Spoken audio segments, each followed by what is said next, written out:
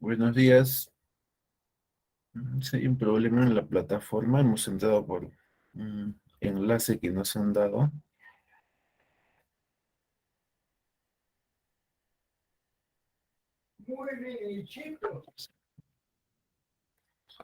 Bueno, ya con esto trabajaremos.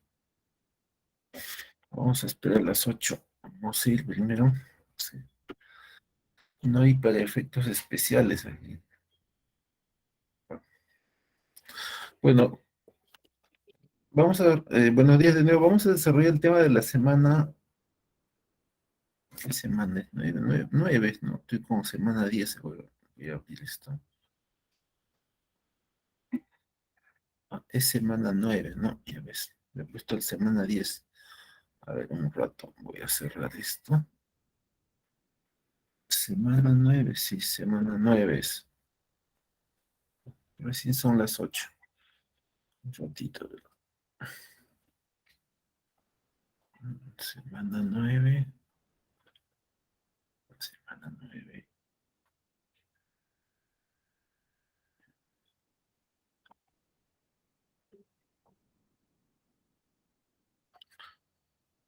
Había abierto el PPT de la semana 10.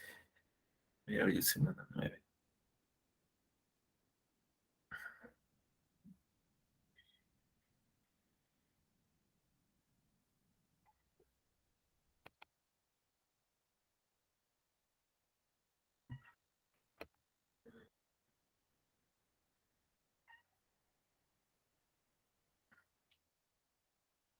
Ahora sí.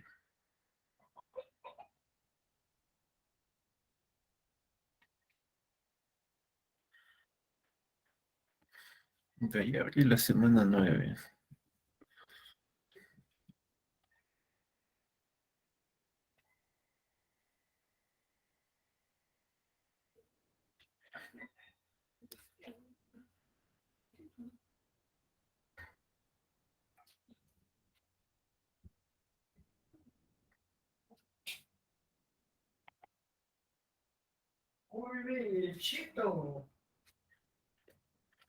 Está.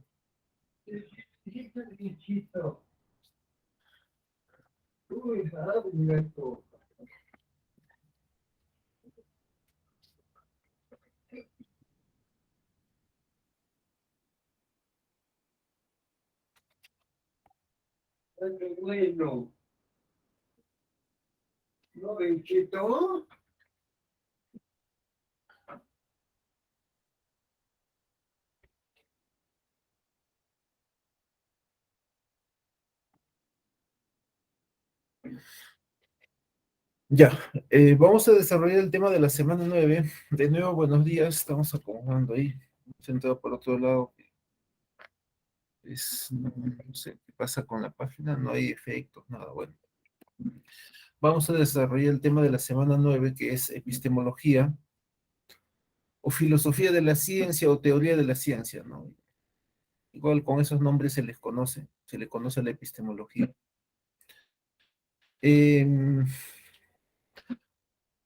Antes se hablaba de ciencias inductivas, era el término manejado hasta comienzos del siglo XX, ¿no? Hasta comienzos del siglo XX. Ya habíamos señalado que para la ciencia se invocaba el método inductivo, ¿no? Era lo que plantearon los empiristas, desde ahí viene el asunto, ¿no? Se aceptaba más o menos, se aceptaba con regularidad eso hasta comienzo del siglo XX, en que empieza una discusión por el tema, ¿no? Si verdaderamente las ciencias son enteramente inductivas, ¿no? Y no era así, pues, ¿no? No era así porque en las ciencias, aún en las ciencias naturales, no solamente hay inducción, ¿no? Hay deducción también, hay ambas cosas. Por eso es que normalmente cuando se habla de método científico, se habla de método científico empírico, ¿no? Empírico. Y para analizar la realidad empírica se emplea, pues, no solamente inducción, sino deducción también.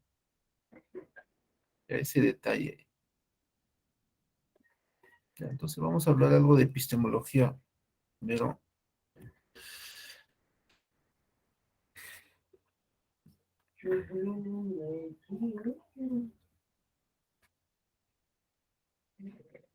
Bueno, episteme es el término para llamar a la ciencia o conocimiento científico. Es un término tradicional y antiguo.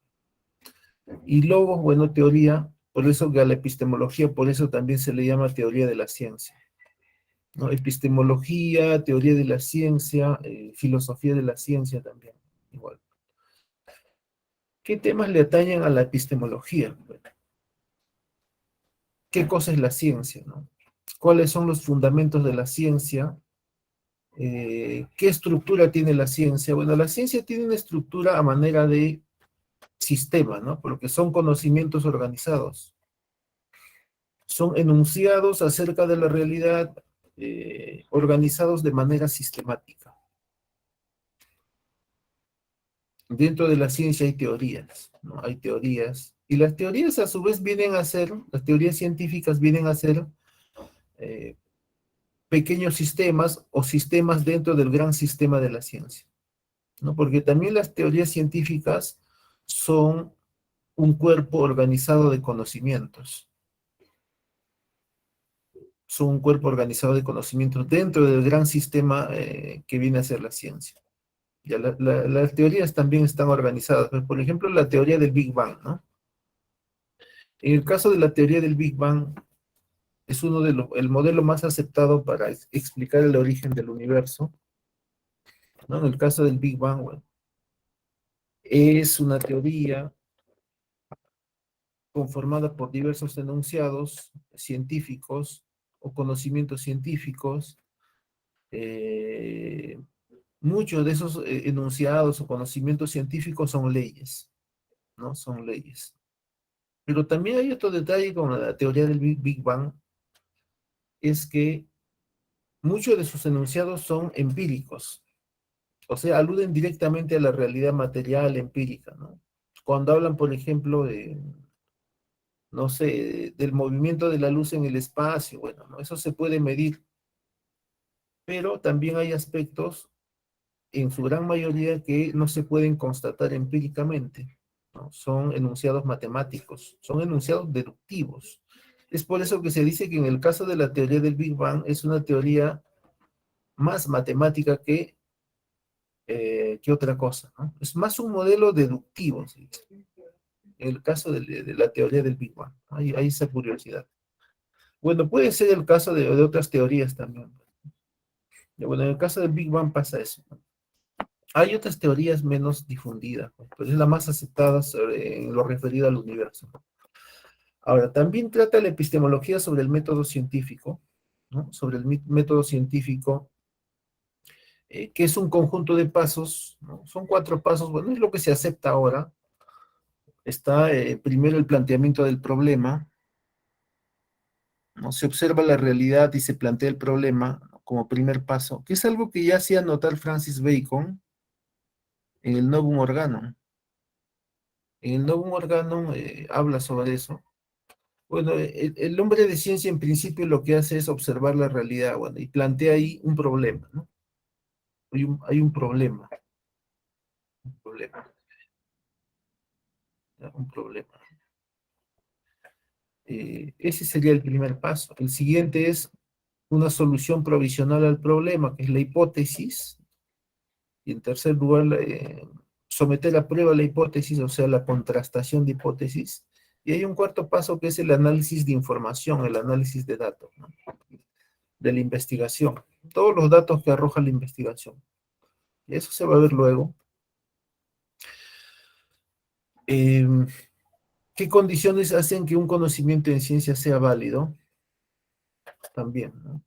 Hay otros problemas como el asunto que ya estuvimos comentando, el tema de la inducción, ¿no? Que es uno de los grandes temas. Bueno, para Popper había 2 grandes problemas en epistemología, ¿no? Y al menos la mayoría coincide en eso. O sea, los 2 problemas más importantes son el problema de la inducción y la demarcación.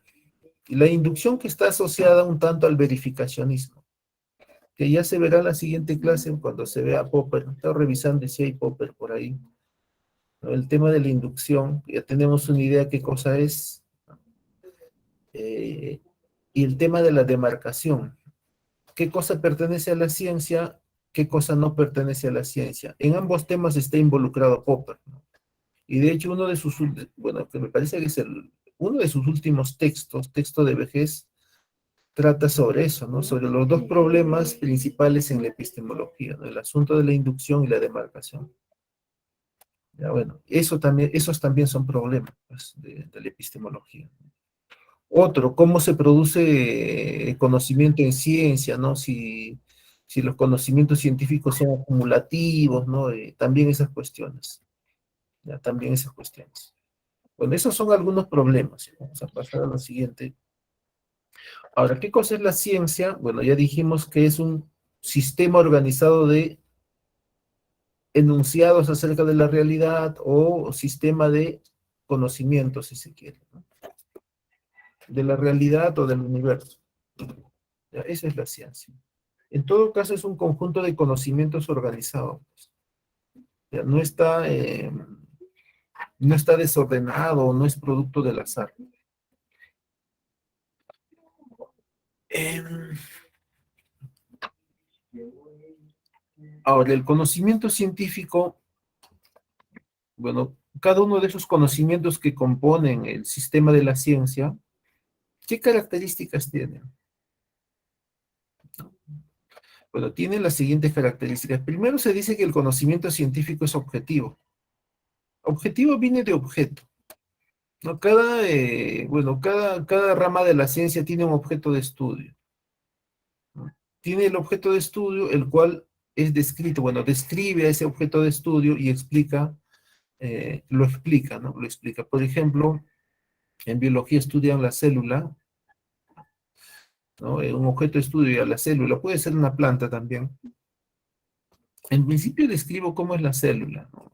Qué partes tiene, ¿no? Tiene membrana, núcleo, mitocondria, ¿no?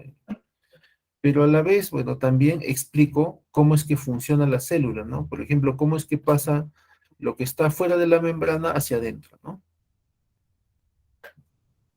Entonces no solamente es describir el objeto, sino también explicarlo. Claro, tanto la descripción como la explicación se refieren a un objeto de estudio. Ya, siempre es así. Bueno, en la sociología serán las sociedades, pues, ¿no? O la sociedad, el objeto de estudio, ¿no? No sé, en la química, ¿no? Aquellos procesos donde hay cambio estructural en la materia, etcétera, ¿no? Y así, ¿no? Siempre hay un objeto de estudio que es descrito y explicado, ¿no? Segunda característica, el conocimiento en ciencia es metódico. Metódico viene de método científico, ¿no? Y ya hemos dicho que es un conjunto de 4 pasos. Es porque el conocimiento científico se obtiene siguiendo una metodología, ¿no? Que son 4 pasos, hemos dicho problema, hipótesis, contrastación y análisis de datos. Tercera característica, el conocimiento científico es racional, ¿no? Es racional, ¿ya? Es racional, es racional, es racional. Ah, le han puesto efecto ahí. Bueno, ya me cortó ya. Ah, no lo han puesto así.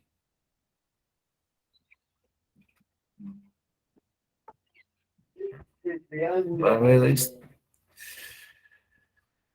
el conocimiento científico es racional. Esto es que yo preferiría tenerlo todo en primer plano para, bueno, bueno, ¿no? Ya, el conocimiento científico es racional. Esto quiere decir que cuando yo planteo algo en ciencia, no sé, estoy discutiendo un problema, ¿no? Y voy a sustentar mi punto de vista, voy a elaborar conceptos que expliquen de manera sistemática lo que estoy afirmando. Por ejemplo, el caso de Lavoisier, que ya se mencionó, ¿no? Lavoisier, el padre de la química moderna, que vivió desgraciadamente en la época de la Revolución Francesa, donde le cortaban la cabeza a los que pertenecían a la nobleza. Bueno, con Lavoisier pasó lo mismo. Había una teoría en su época que era la teoría del flogisto que se mencionó ya, que entre otras cosas afirmaba que los cuerpos ardían por la cantidad de flogisto que tenían dentro.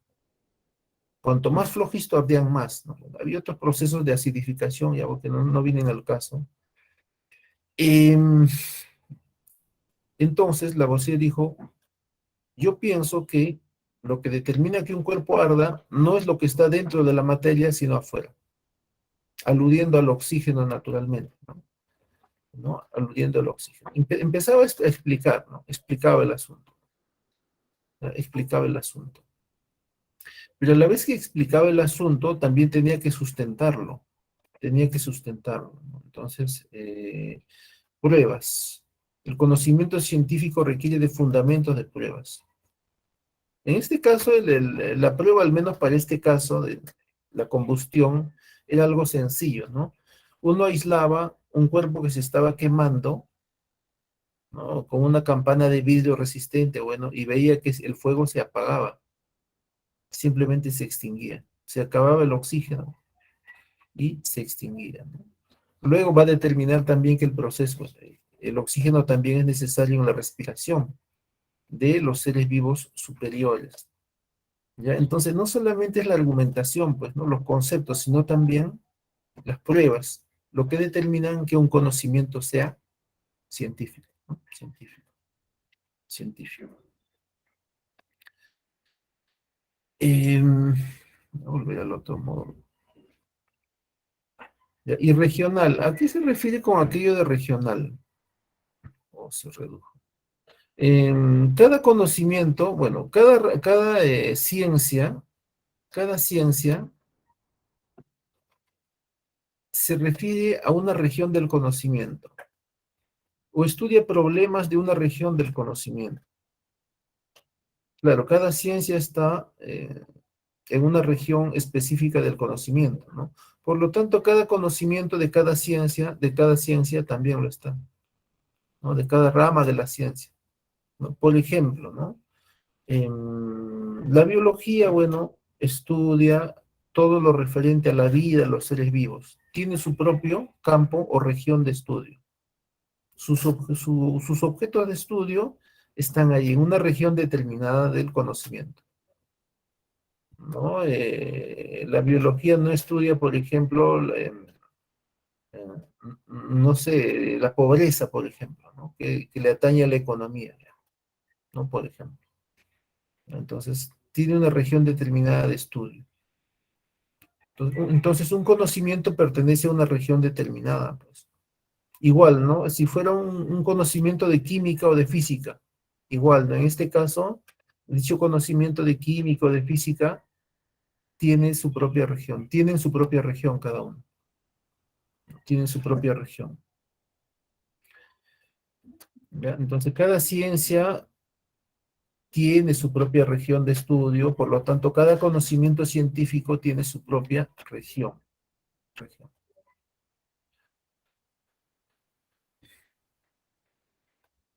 Clase de ciencia. Clase de ciencia. Bueno, vamos a referir dos modos de clasificar las ciencias, ¿no? Dos modos de clasificar las ciencias. Primero, según el objeto de estudio,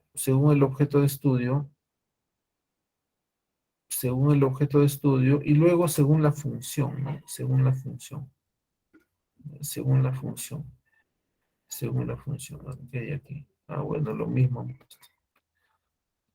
Un poco que desconcentra, bueno, y me desconcentra, pero bueno, pierde en el fijo.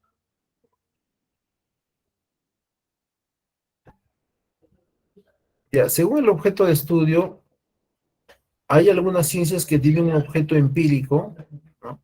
Y hay otras ciencias que tienen un objeto ideal, ¿no? Un objeto ideal. Aquí hubiese sido primero objeto de estudio. Esto.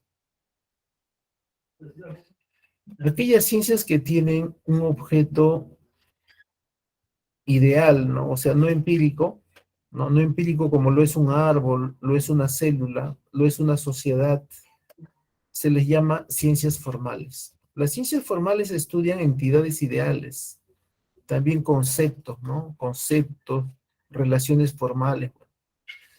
Esos son objetos de estudio para las ciencias formales. Aquí tenemos a la lógica, las matemáticas. ¿no? Entidades ideales, los números, las figuras geométricas, ¿no? Etcétera.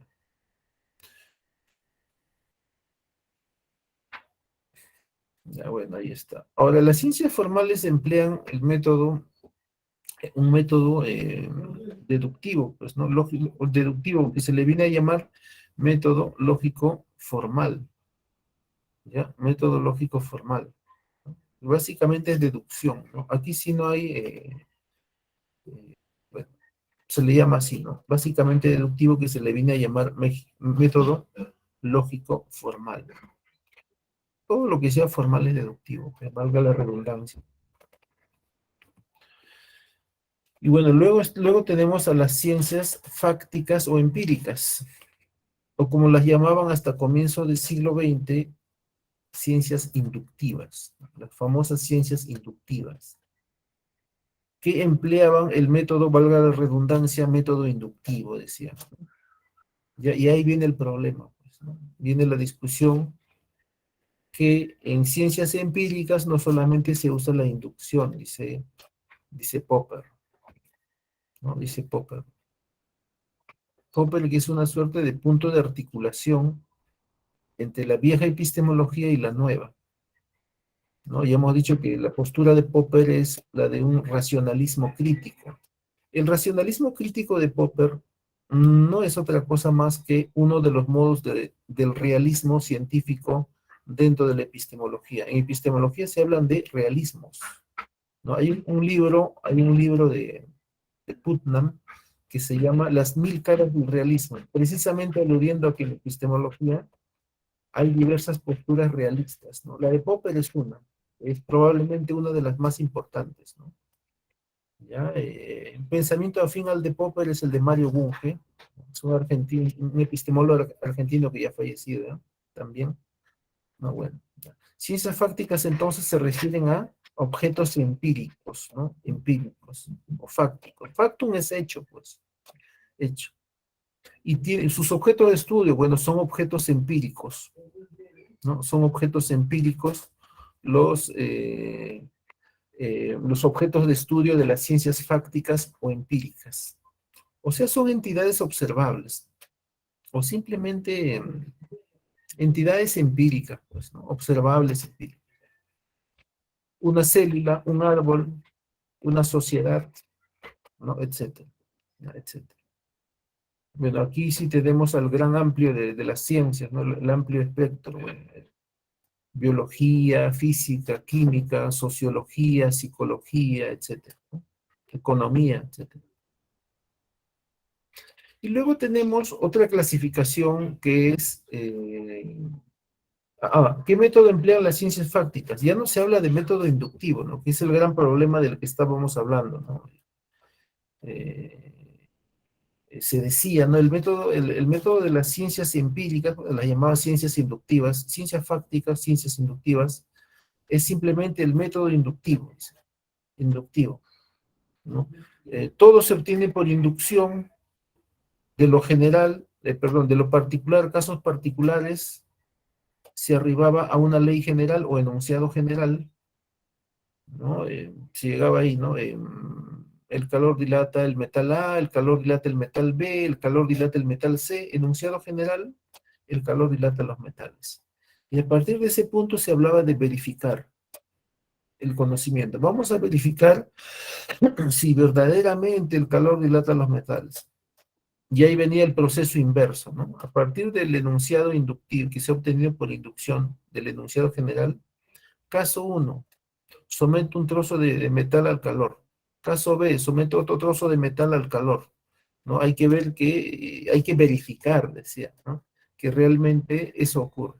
Y ahí venía aquello del verificacionismo, ¿no? Verificar el enunciado obtenido por inducción, ¿no? Eso es hacer ciencia, bueno, para los verificacionistas, que se va a retomar ese tema la siguiente semana. El hecho es que las ciencias fácticas estudian entidades observables, o entidades empíricas, entidades empíricas. ¿Qué método emplean? Bueno, emplean el método científico empírico, ya no se dice método inductivo, ¿no? Como se solía decir. ¿no? Método científico empírico, se dice. Claro, y cuando yo voy a estudiar la realidad empírica, bueno, verdaderamente uso inducción, pero también lo otro, ¿no? Lo otro, inducción, deducción. Cuando voy a hacer un análisis, por ejemplo, sociológico, ¿no? Voy a estudiar, no sé, la felicidad, ya, por decir, ¿no? La felicidad en determinada región de la sociedad. Aplico una encuesta. Finalmente esa encuesta la voy a someter a análisis estadístico, ¿no? Análisis estadístico, o sea, matemáticas, ¿no? Matemáticas, ¿no? Igual en física, bueno, en física se nota más. Parto del hecho de que estoy estudiando objetos de manera, no sé, observable, inductiva, pero al final el complemento necesario de la física son las matemáticas, ¿no? Entonces ahí ambas cosas, ¿no? Entonces ya no se habla de inducción solamente, ¿no? Es por eso que se dice método científico empírico, ¿no? Pero antes no era así, pues, ¿no? Decían método de las ciencias fácticas, empíricas o inductivas, la inducción. Bueno, luego tenemos la clasificación según la función de la ciencia. Bueno, aquí hay también dos divisiones, ¿no?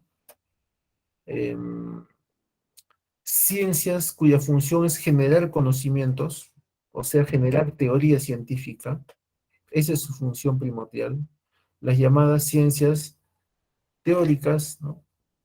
Y por el otro lado tenemos a las ciencias cuyo objeto es teóricas o puras, ¿ya? Ciencias teóricas o puras, puras o teóricas. Y por el otro lado tenemos a las ciencias cuyo objeto es satisfacer necesidades, solucionar problemas, por ejemplo,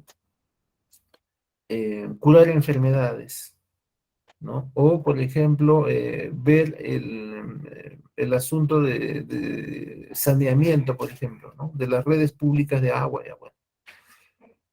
Son las ciencias aplicadas, ¿no? Las ciencias aplicadas están para satisfacer necesidades, solucionar problemas.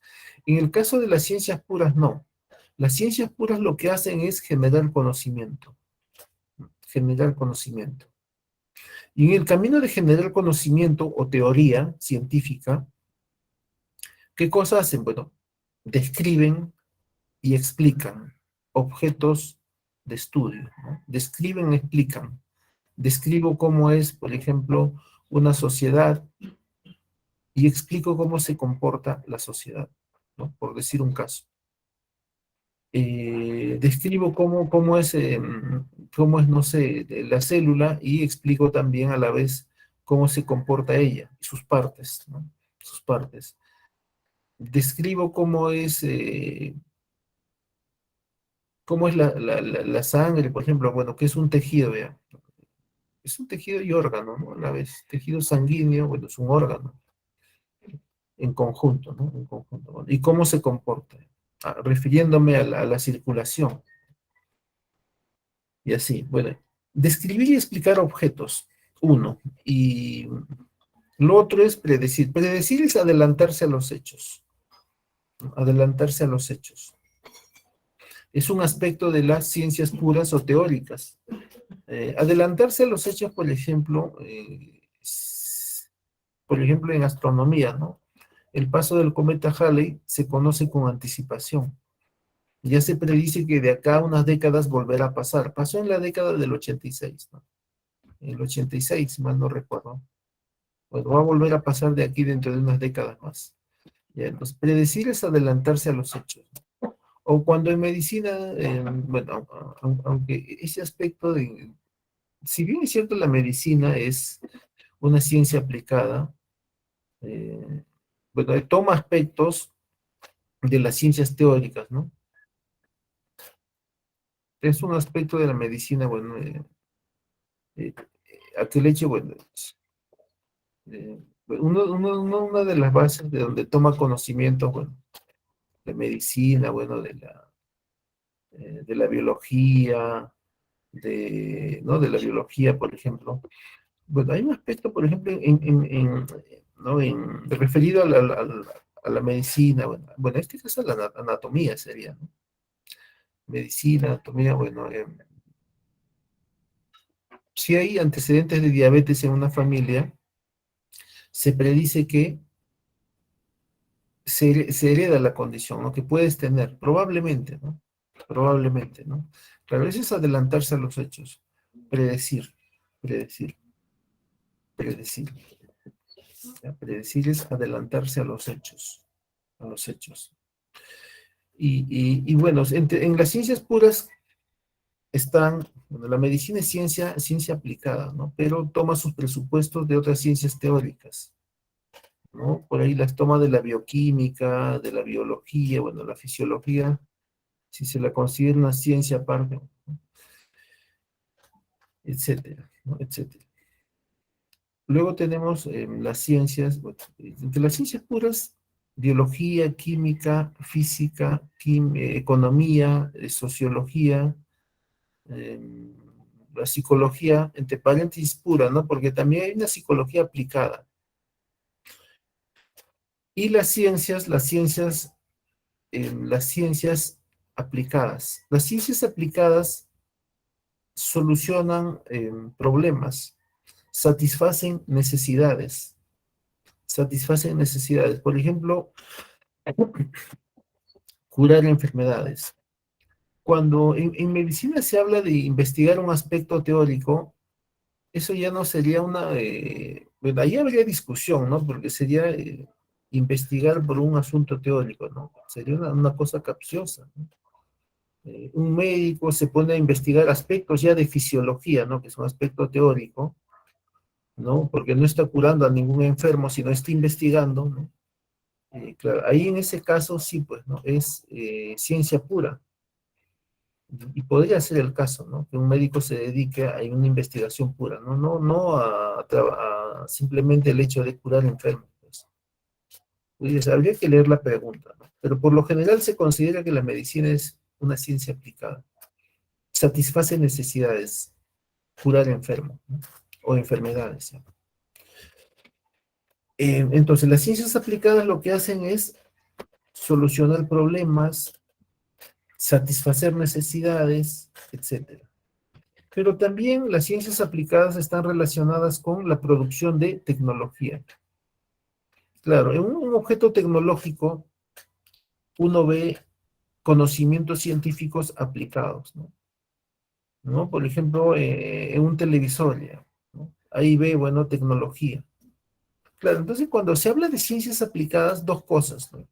Primero, la solución de problemas, satisfacción de necesidades, y lo segundo, su relación directa con la producción de tecnología. En esos dos casos se ve a las ciencias aplicadas en pleno, ¿no? Eh, Satisfacer necesidades, solucionar problemas y producir tecnología, ¿no? Dos cosas en realidad se relacionan, ¿no? Entonces, desarrollar tecnología es un aspecto, no es el único.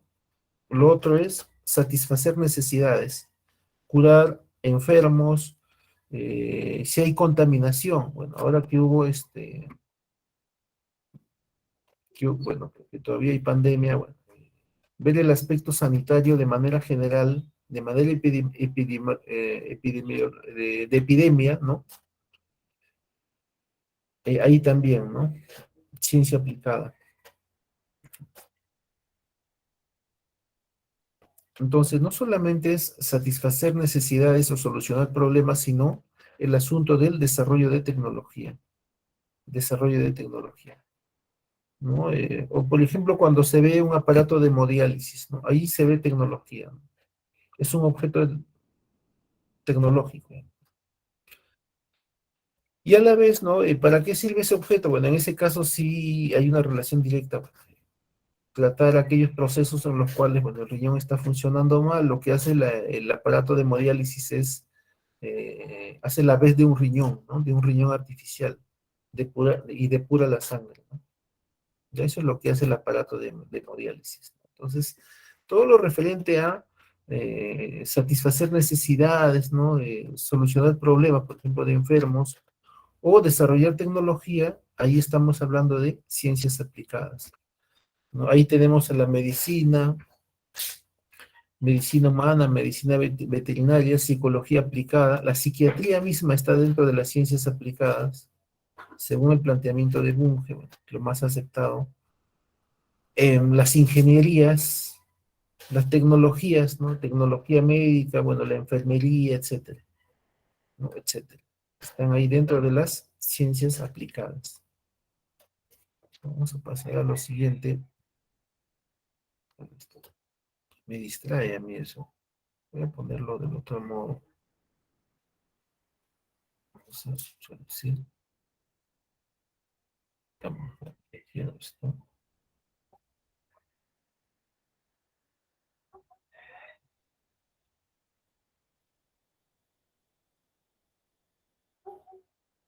Ya, ya. Funciones de la ciencia. Funciones de la ciencia. ¿Qué funciones tiene la ciencia? Bueno, normalmente se habla de 4 funciones en la ciencia, ¿no? Eh, que ya hemos visto, vamos a desarrollarlo como tema aparte, ¿no? La ciencia describe objetos de estudio, la ciencia los explica, la ciencia predice, se adelanta a los hechos, ¿no? Con anterioridad dice qué cosa va a pasar o qué cosa puede pasar. Y la ciencia genera tecnología, satisface necesidades, soluciona problemas, ¿no? A eso se refiere el término de función aplicativa o, ¿no? O las ciencias aplicadas, si se quiere, ¿no? Solucionar problemas, satisfacer necesidades y generar tecnología. Tecnología. Primero, la función descriptiva. La ciencia describe cómo es un objeto de estudio, ¿no? Por decir, bueno, ahí han puesto un átomo, vamos a hablar sobre el átomo un poco, pues. Sí, sobre el átomo vamos a hablar un poquito. Bueno, el modelo atómico, bueno, el átomo es objeto de estudio para la física, ya para la física. Bueno, la concepción del átomo ha evolucionado, ¿no? Antiguamente, en Grecia, bueno, de ahí proviene el término átomo. Los atomistas plantearon el hecho de que si dividimos la materia constantemente, va a llegar a un punto en que la materia no se puede dividir más, ¿no? Hay un punto en que no se puede dividir más la materia, ¿no? Porque si no llegaríamos no sé, al vacío, ¿no? A la nada, al vacío, ¿no? Bueno, ellos usaban también el concepto de vacío, ¿no? Al vacío. Entonces, esa última porción de materia que no se puede dividir más es el átomo. Ese es el átomo. Bueno, desde esta concepción de átomo hasta el siglo XIX, bueno, la visión ha cambiado, ¿no? El primer modelo atómico que se plantea se parece más a un pastel, ¿no? A un pastel, a un pastel, ¿no? Los electrones, bueno, estarían ahí dentro de la masa, ¿no? Serían algo inmóvil, pero la realidad no es la inmovilidad, sino es el dinamismo. Luego se plantea, me parece que es el modelo de Bohr, me parece, de Niels Bohr. Bueno, se plantea el hecho de que los electrones están en movimiento alrededor de un núcleo, ¿no? De un núcleo, ¿no? Ahí como está, como se ve en el dibujo, bueno, en la representación, ¿no? Porque es un gráfico, es una suerte de dibujo, ¿no? Pongamos dibujo, ¿no? Como se ve ahí, ¿no? Los electrones están moviéndose alrededor de un núcleo, ¿no? Alrededor del núcleo, rodeando al núcleo. Pero ese modelo también tenía un defecto, pues, ¿no? ¿Cómo explicas tú que el electrón se mueve eternamente, ¿no? O constantemente sin perder energía? ¿No? Ahí venía el problema, pues, ¿no? Entonces, ya a partir de ese punto de sostener que, ¿cómo puedo explicar que un átomo tiene, que no pierde energía el electrón moviéndose alrededor del núcleo, ¿no? Alrededor del núcleo. Bueno, ya luego se explica que el núcleo tiene protón más neutrón, ¿no? Ya se va complementando el modelo, ¿no? Y también ya no tanto considerando de que el electrón se mueve así como se ve, ¿no? Bueno, el modelo actual es más complejo, mucho más complejo, ¿no? Y ya no se habla solamente de que, bueno, de que el protón sea una partícula, ¿no? Sino de que se puede dividir, ¿no? El protón, el neutrón, bueno, se pueden dividir en elementos estructurales más pequeños todavía, ¿no? Más pequeños todavía. Claro, todo parte del hecho de que, primero de describir, ¿no? El objeto de estudio, bueno, vamos a estudiar el átomo. Y ese estudio, bueno, ha abarcado eh, gran relevancia, sobre todo en los últimos 130 años, ¿no? Claro, en los últimos 130 años es que se ha avanzado, ¿no?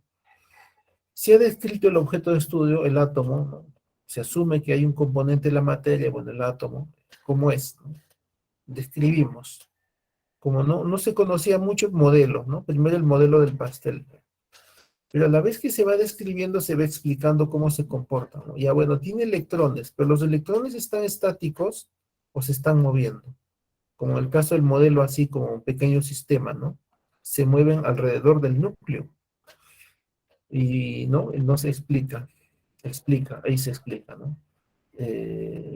Y claro, ¿no? ¿Y por qué ocurre eso, no? Y si eso es así, ¿y por qué no pierde energía el electrón que se está moviendo constantemente? ¿No? Ahí viene un problema ya, un problema, ¿no? Hay que modificar el modelo, ¿no? Partiendo de ese punto. Eh, y además, ¿no? En ciencia se predice. Bueno, en este caso, en la física de partículas es donde más se ve aquello de la predicción, ¿no? Antes de que aparezcan las partículas empíricas, o sea, de manera empírica, ya aparecían las partículas teóricas, que básicamente eran modelos matemáticos, pues. Porque para estudiar las partículas, las matemáticas tenían que estar adelantadas unos 10 pasos, ¿no? Que lo empírico, ¿no? Por ejemplo, cuando querían estudiar las partículas, eh, vamos a poner Heisenberg, por ejemplo, ¿no? Simplemente, ¿qué dice Heisenberg? Bueno, una partícula tiene un periodo tan corto de existencia, porque en realidad lo que llamamos una subpartícula atómica tiene un periodo tan corto que la partícula A se divide en B y C. Claro, y en ese camino, pero nosotros vemos que la partícula A tiene una vida más larga, ¿no? Lo que pasa es que se divide en dos cosas y esas dos cosas interactúan con otras y de nuevo vuelve a aparecer la misma partícula A. Entonces da la impresión de que la partícula A, bueno, durara pues un montón, ¿no? Pero no es así, ¿no? No es así, ¿no? Pero ¿a dónde iba Heisenberg? Heisenberg iba al hecho de que las partículas tienen una vida breve, las subpartículas atómicas, ¿no? Hablamos, por ejemplo, no sé, por ahí tenía los nombres secos. Yo tengo una tabla por aquí en un libro que aparece. Voy a ubicarlo.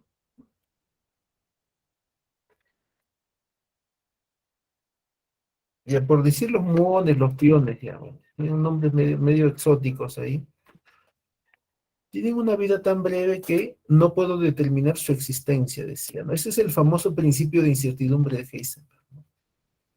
Claro, la partícula deja de ser, se convierte en B y C, pero va a volver a aparecer ahí en el átomo, interactuando con otras cosas, ¿no? Ya, claro, entonces por eso decía complementariamente, el que le hace complemento a lo que señala Heisenberg, eh, Schrödinger, ¿no? Erwin Schrödinger.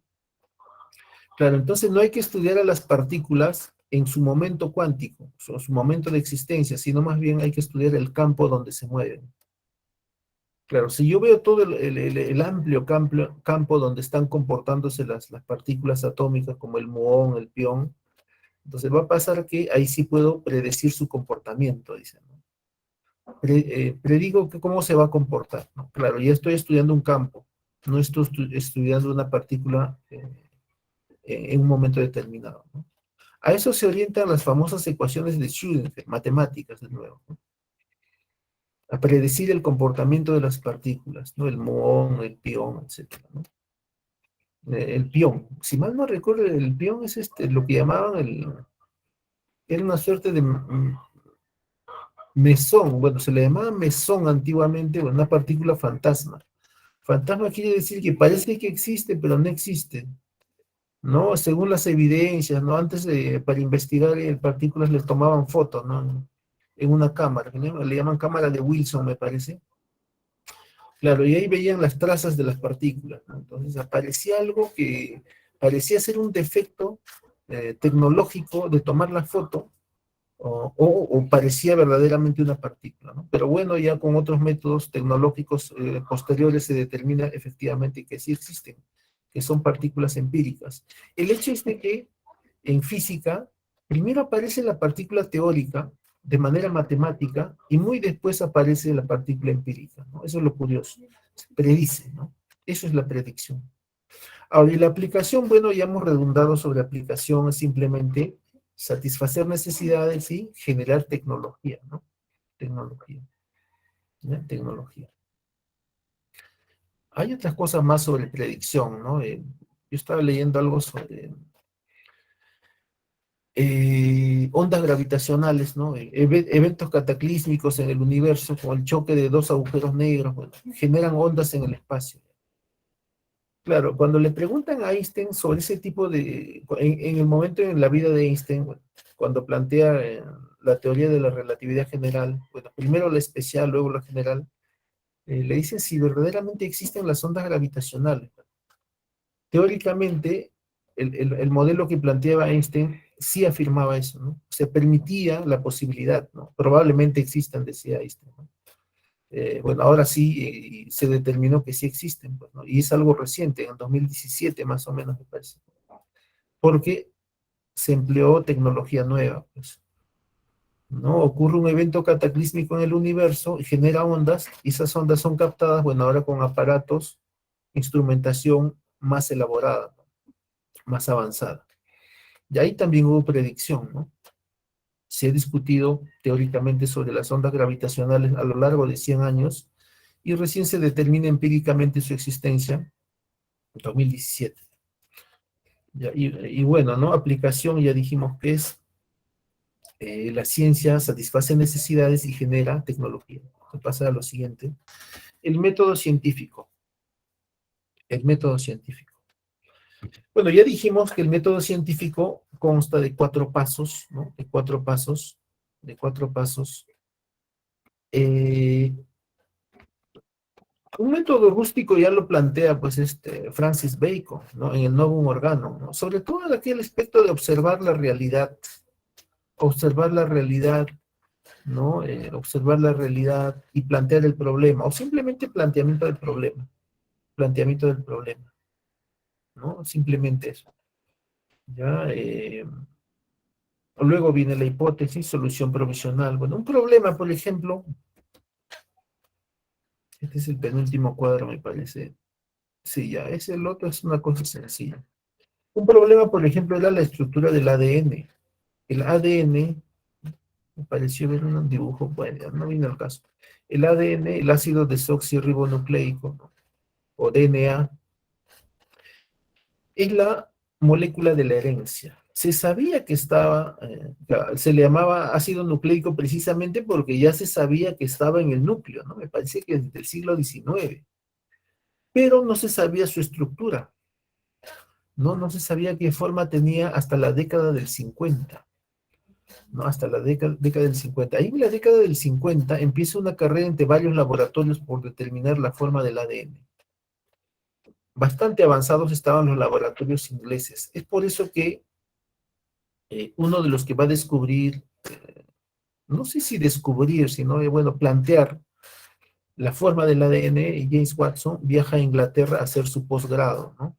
Su posgrado, ¿no? Al Cavendish, si mal no recuerdo, y se asocia con un físico que se interesa por la biología, que es Francis Compton Crick, ¿no? Bueno, se ponen a analizar el problema, ¿qué forma tiene el ADN? ¿Qué forma tiene el ADN? La hipótesis, la solución, la solución.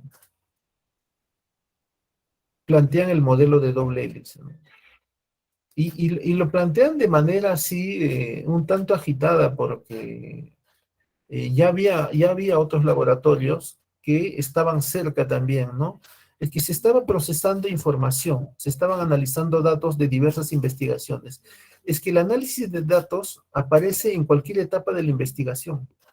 Cuando tú planteas un problema, estás analizando los datos de otras investigaciones. Cuando planteas la hipótesis igual y cuando contrastas igual. Y al final tu investigación también arroja información, datos que van a ser estudiados por otros científicos. ¿Ya? También se da ese caso, ¿no? También se da ese caso, ¿no? Entonces, aquí por motivos didácticos se pone el análisis de datos separado, ¿no? Pero bueno, ¿no? Siempre aparece, ¿ya? Siempre aparece, ¿no? Entonces, la solución que ellos daban, el modelo del ADN tiene doble hélice, ¿no? Y lo publican en la revista Nature. Ya los que tengan interés o de repente vayan a llevar bioquímica, el artículo completo en original en inglés de la revista Nature, década del 50, aparece en el libro de bioquímica de Leninger, que es un libro azul. O pueden ir a una biblioteca, ¿no? Lo ojean ahí, lo buscan, ¿no? Ahí está el artículo completo, ¿no? Que apareció en la revista Nature. Claro, en esa hipótesis plantean la estructura del ADN, hasta cómo se apareaban las bases, ¿no? La adenina, timina, citosina, guanina, las bases que le llaman púricas, pirinídicas, cómo se apareaban, también está planteado en el artículo, ¿no? Y eso sí era, bueno, se plantea luego que es una que se le llama ley de Chargaff, porque es algo que regularmente ocurre. Cuando algo ocurre con regularidad se le llama ley, bueno, ley de Chargaff. Se somete en décadas posteriores a prueba el modelo de la doble hélice y efectivamente sí, pues, ¿no? Eso ya es la contrastación, ¿no? Someter a prueba, ¿no? Finalmente, cada aventura de investigar en ciencia arroja datos, ¿no?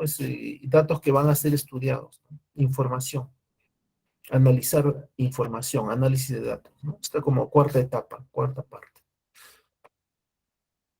Bueno, finalmente tenemos estos dos conceptos, ya para terminar, el concepto de ley científica y el concepto de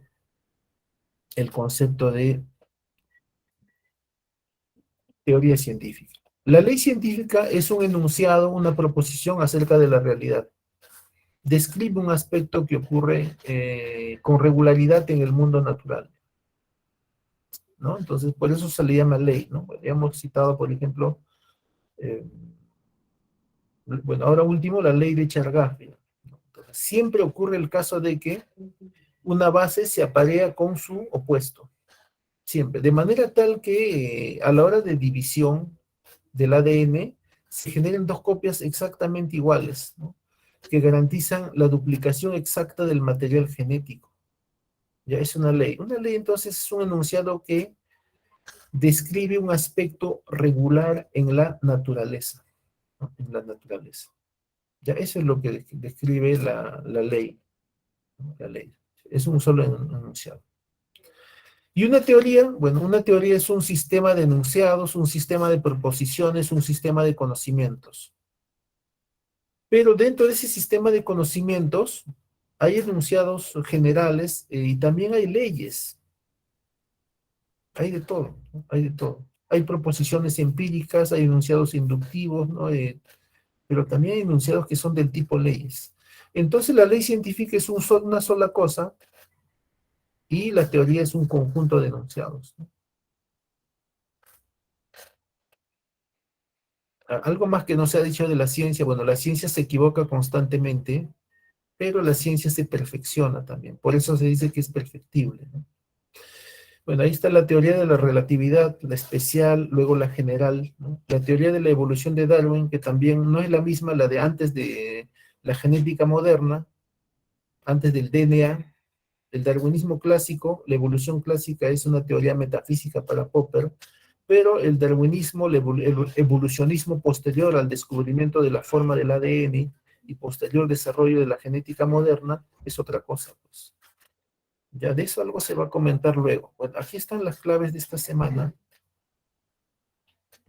Ya nos ganó el tiempo.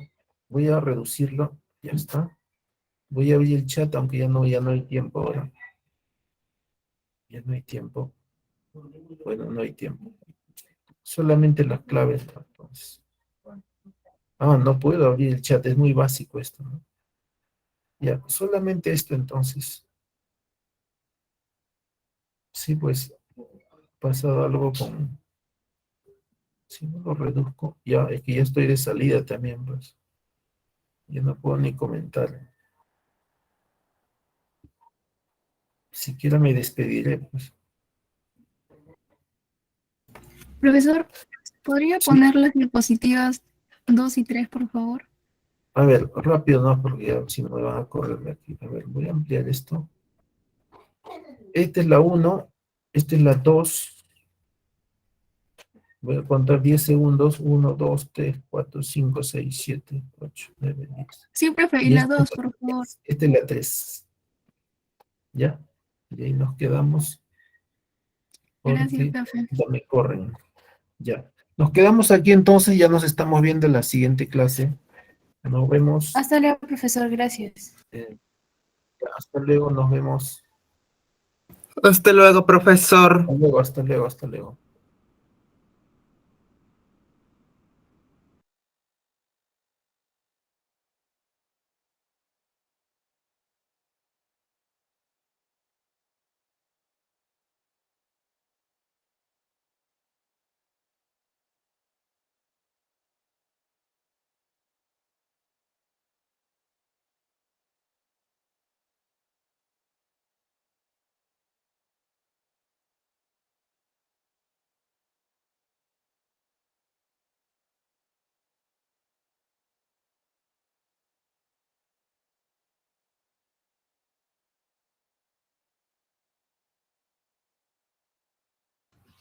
Muy buenos días, buenos días, estimados jóvenes.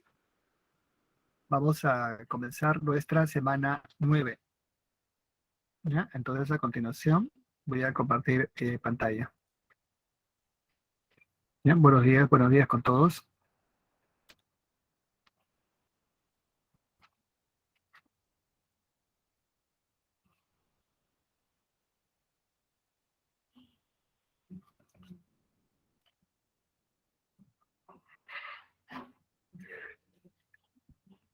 Ok,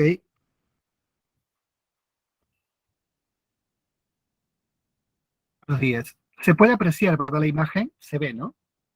Sí, profesor. Bien, muchas gracias.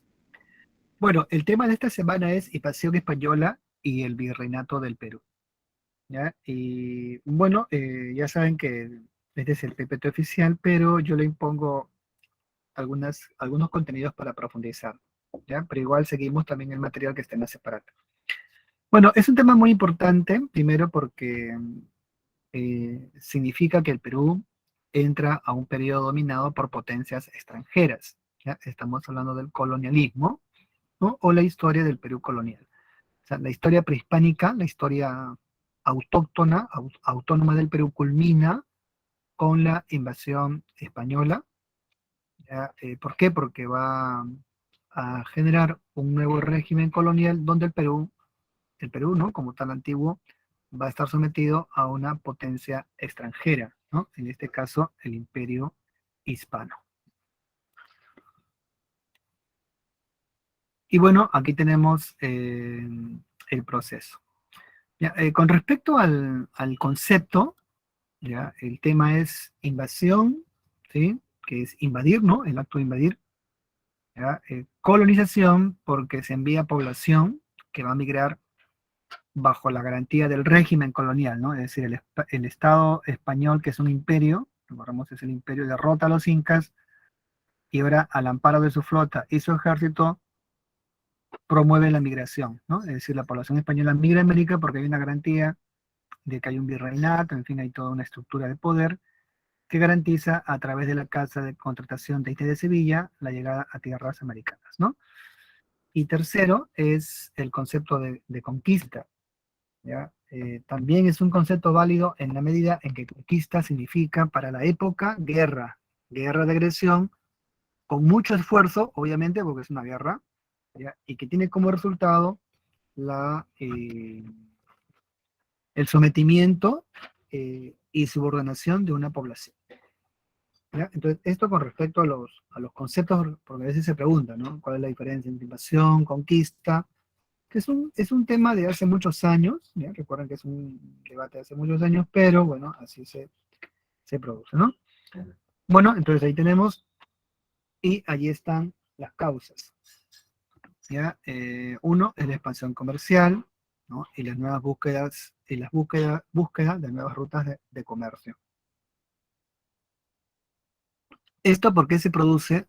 Porque el Imperio Turco había bloqueado el acceso hacia el oriente con la captura de la ciudad de Constantinopla, ¿no? Esto lo sabemos. Así que los portugueses y los españoles van a iniciar su viaje de descubrimiento hacia la zona atlántica, porque ya más o menos intuían, percibían o sabían que la Tierra era redonda, ¿no? Bueno, ya hablamos de los portugueses la semana pasada, ellos van a iniciar su desplazamiento hacia la zona oriental, ¿no? Llegan al Calicut, llegan a la India y al Brasil llegan con Pedro Álvarez Cabral. Los españoles, que es el otro imperio, ¿no? Son los dos grandes imperios de esa época, es el portugués y el imperio hispano. ¿Ya? No se van a quedar atrás y también van a iniciar sus viajes o procesos de expansión imperial. Así que primero tenemos la etapa colombina o antillana, ¿ya? Porque cuando hablamos de la conquista o invasión española, tenemos que ver que hay dos fases, dos etapas, ¿ya? Aquí podemos utilizar el mapa, ¿no? Que está aquí, para señalar dos etapas concretas, ¿no? ¿Y cuáles son? ¿Ya? La etapa antillana, o sea, las islas del Caribe, y dos, la etapa continental, ¿no? Hablamos de América del Sur, ¿ya? Y del norte de América. En el caso de la etapa antillana, que es lo que estamos viendo acá con Cristóbal Colón, se ve el proceso, ¿no? La conquista de las islas del Caribe, ¿ya? De la región caribeña, ¿no? República Dominicana, Haití, Cuba, San Salvador, bueno, Guanajaní, etc.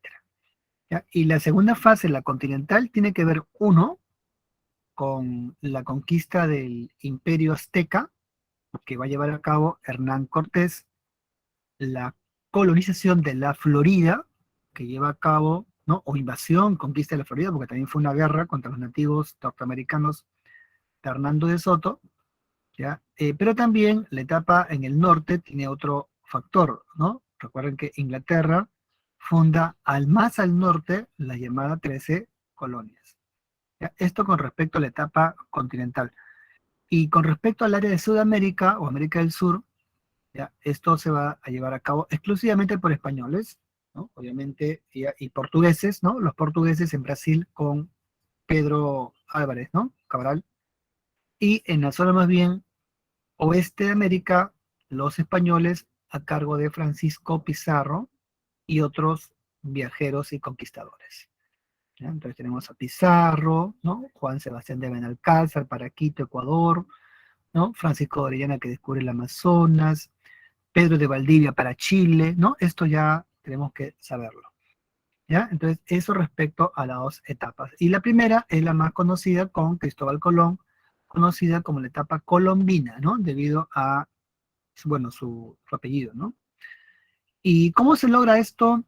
Bueno, primero, viendo el contexto que vimos también la semana pasada, España logra su unificación, ¿no? A través de la fusión, ¿ya? O el matrimonio de los reyes de Castilla y Aragón, ¿no? Es decir, de Fernando, aquí vemos a Fernando, e Isabel la Católica, ¿no?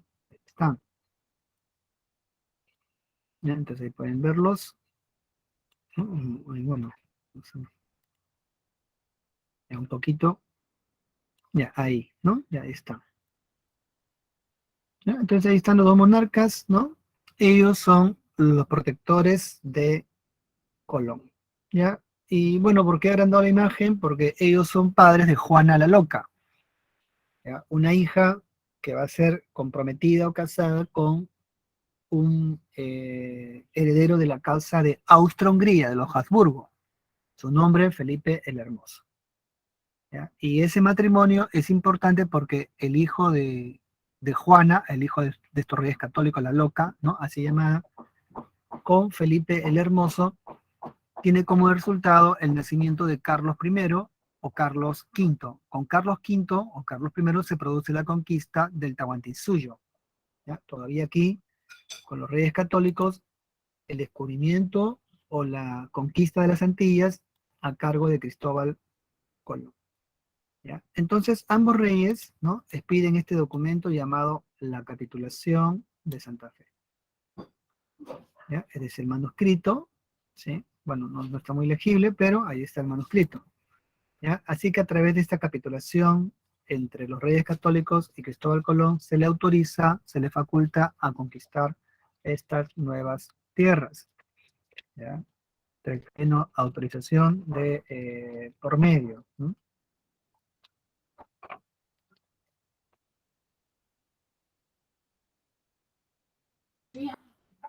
¿Ya? Entonces, se le faculta, ¿ya?, a Colón dándole muchos privilegios.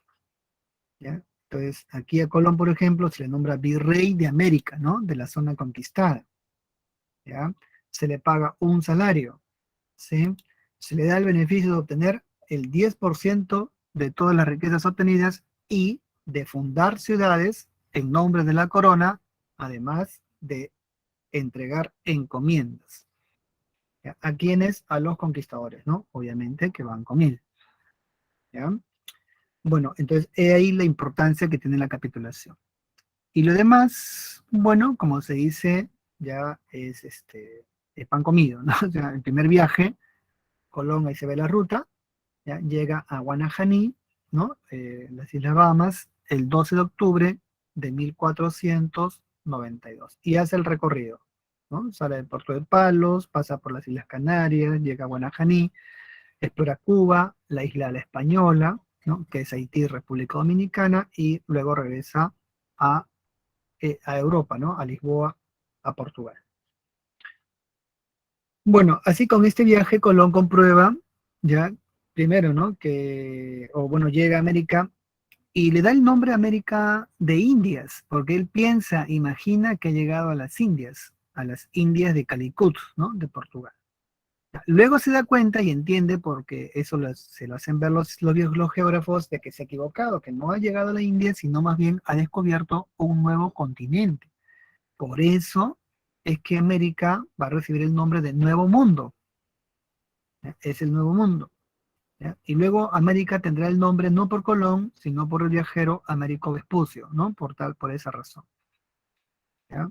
Así que para diferenciarla, porque recuerden que en esta época ya se le va a llamar cuando Colón llega, ¿no?, da la noticia inicial, obviamente que la gente cree que son las Indias, ¿no? ¿Ya? Y quedó grabada en la memoria de estas personas el nombre de India y a sus habitantes indios. De ahí el concepto. ¿Ya? Pero, como Portugal había llegado a Calicut, ¿no?, y no era la India América, entonces decidieron llamarla Indias Occidentales, y en las Indias de Portugal de Asia, ¿no?, Indias Orientales.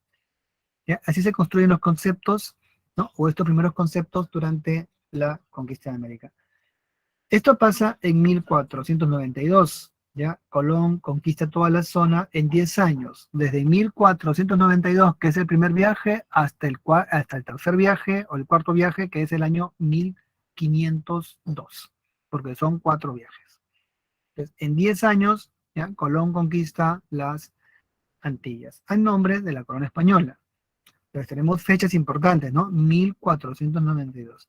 Al año siguiente, el Papa Alejandro VI, en 1493, expide las famosas bulas, Inter Caetera, ¿ya?, Eximia Devotionis y otras bulas. ¿Sí? ¿Con qué objetivo? De promover la participación de la Iglesia mediante las órdenes religiosas en el proceso de la evangelización de estas nuevas tierras.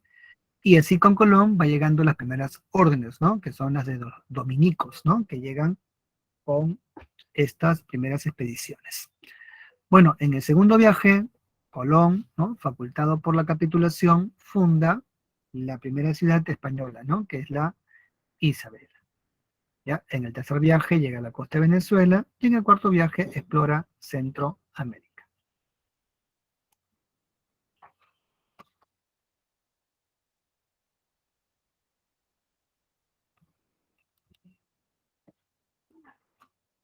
¿Alguna pregunta?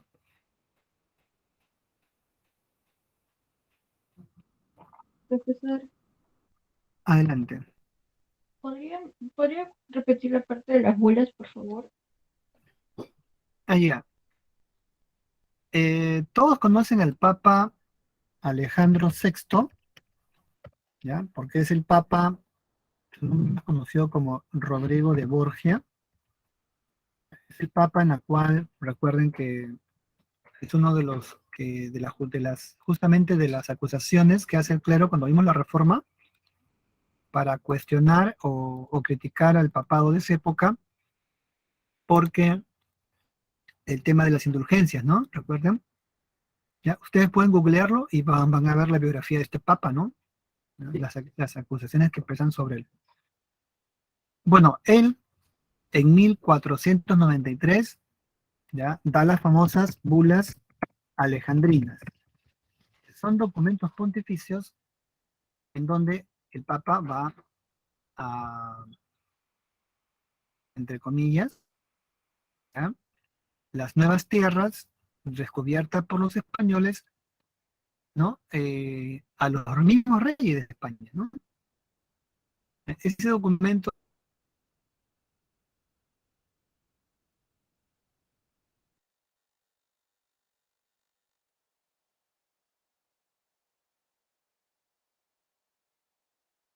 se van encontrando, ¿no? Para proceder a la evangelización. Entonces, estas bulas, ¿ya? Las bulas alejandrinas, van a formar lo que se va a llamar en el futuro una institución conocida como el Regio Patronato Indiano. Entonces, esto para que más o menos vean la importancia que tiene, ¿no? ¿Ya? Y acá, bueno, este es el Papa, ¿no? Que están viéndolo acá, pero acá vemos un librito, ¿ya? Las bulas alejandrinas, ¿no? Como se indica ahí. ¿Ya? Ahí está, ¿no? Y ya más o menos ustedes lo entienden, ¿no? Bien. ¿Ya? Entonces, esto respecto a las bulas alejandrinas, que es importante, ¿por qué? Porque a partir de ellas, como les digo, se va a promover, se va a desarrollar con el amparo del gobierno de España, o sea, del imperio, el proceso de la evangelización. Esto a partir del año 1493. ¿Eh? Te lo voy a poner acá, en chiquito. ¿Sí? ¿Se entendió, verdad? Sí, ¿Ya? profesor, Les voy a gracias. poner un ejemplo, sí, un ejemplo más sencillo y más cercano. Ustedes saben que el rey de España funda la Real y Pontificia Universidad de San Marcos de Lima, ¿no? Ya, la funda Carlos V, ¿no? Ya, con una real cédula. Pero como España es una monarquía católica, o sea, la religión oficial es el catolicismo, tenía que ser aprobado o refrendada por el Papa, pues justamente. Entonces el Papa emite una bula, por eso que San Marcos es la real y, o sea, real porque el rey la funda, y pontificia porque el pontífice da la bula que refrenda, ¿no? La universidad. ¿Ya? Entonces, algo parecido es aquí con las bulas alejandrinas del Papa Alejandro VI. Bueno, ¿cuáles son las consecuencias de esta conquista, ¿ya? Antillana de América, como quieren llamarle?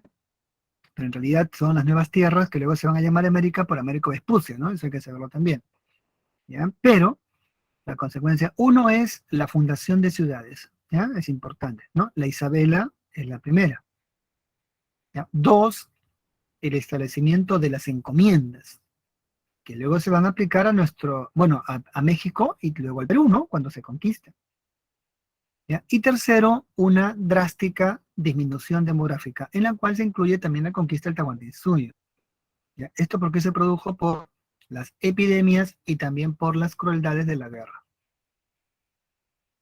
¿Ya? Estas imágenes, recuerden que aquí aparece en Centroamérica el famoso dominico, creo que lo reconocen, es Bartolomé de las Casas, ¿verdad? Ahí está. ¿Ya? Él justamente vio la conquista, que fue muy dura, y escribió este libro, ¿no? Que ven acá. brevísima relación de la destrucción de las Indias. ¿Ven la imagen, verdad? ¿Qué ven ahí? A ver. Actividades mineras. Parece minería, pero miren qué cosas están, qué hay aquí en esta parrilla, o sea, qué hay en esta, ¿no? Es un fuego, ¿no? ¿Ven que o no? ¿Se distingue? Son cuerpos humanos, ¿se dan cuenta, no? ¿Se ve o no? O pongo otra imagen Sí, más parece de legítima. niño.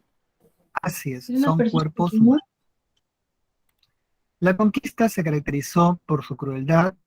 ¿Ya? Aquí se ve que hay cuerpos humanos que están siendo en cuartos, ¿no? Están colgados en ganchos.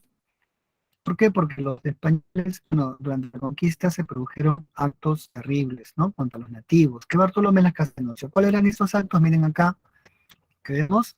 Esto se llama aperreamiento. ¿Ya? Aperreamiento.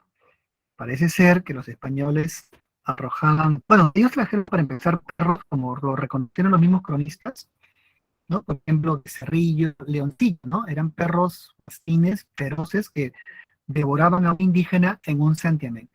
Y para justamente provocar la derrota, ¿no? Rápida de los aztecas y los incas, acá se aplicaron, bueno, se aplicaron aperramientos, ¿no? Sobre todo en México, ¿no? Aquí está el famoso manuscrito de los aperramientos, ¿no? Para que vean, ¿no? Esa es la estrategia. ¿Ya? Hay que recordar que en esos años los españoles trajeron perros de la conquista, ¿no? También Colón habla de esto, que está el diario de Cristóbal Colón, recuerden. ¿Ya? Colón cuando llega ve, ¿no? Y destaca la ventaja de llevar perros, porque miren, aquí ellos, por un reflejo pavloviano, los inducían a comer seres humanos, ¿no? ¿No? Ahí está el famoso manuscrito. ¿Ya? Y destacaron algunos perros, ¿no? Mastines como Becerrillo y Leoncillo, que eran expertos en, bueno, en comerse a las personas, ¿no? Este es el manuscrito. Estos perros, como pueden ver, son enormes, ¿no? Son grandes, ¿no? No sé si alguien tiene algún perrito así, pero son gigantescos, ¿no? Álanos, dogos y mastines.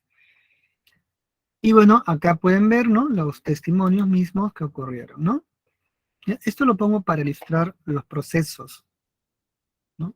Los procesos de la conquista que ustedes pueden leer allí. Por supuesto que esta noticia la difundió Bartolomé de las Casas, ¿ya? Y cuando llega a Europa, los europeos justamente, como el cronista Teodoro de Bray y otros, bueno, sobre todo Bray, hacen estos dibujos que, bueno, estamos viendo acá, ¿no? Bien. Se habló de una leyenda negra, que era mentira, pero luego se han publicado ya, ¿no? Se han encontrado documentos, ¿no? Estos manuscritos, y se comprueba la veracidad del hecho. Bien. Luego que Colón conquista las Antillas, pasamos a la segunda fase, ¿ya? Que es la conquista continental, ¿no? La invasión, o sea, de Sudamérica, ¿no? Continental. ¿Ya? En Norteamérica está Hernando de Soto, ¿no? Ya también es Norteamérica, pero solo la Florida, porque la otra parte la conquista Inglaterra, ¿no? Con las 13 colonias, ¿no? Eso hay que saber. ¿Ya? Pero también aquí, cerca a Florida, ¿ya? En el Golfo de México, Hernán Cortés en 1520 va a derrotar al emperador, ahí pueden ver, Moctezuma, ¿ya? Ahí está Hernán Cortés, ¿no? Y somete al imperio azteca. ¿Ya? ¿Por qué es importante la conquista de México, ¿no? O del imperio azteca, ¿no? Que es hoy día México. ¿Ya? Porque fue la primera experiencia de los españoles para conquistar un imperio. ¿Ya? Y Hernán Cortés va a utilizar técnicas que más tarde Pizarro va a utilizar. ¿Cuáles son? La división de la población, los va a dividir para poder someterlos. ¿Ya? Y aquí Cortés hizo alianzas, ¿no? ¿Con quién? Con los tlaxcaltecas, totonacas y otras etnias mexicanas que se encontraban sometidas al imperio azteca, ¿no? Bueno, aquí vemos el encuentro entre Hernando de Soto, perdón, entre Moctezuma, ¿no? Y Hernán Cortés. ¿Ya? El error del emperador mexicano fue permitir la entrada de los españoles en la ciudad de Tenochtitlan. ¿Por qué fue un error?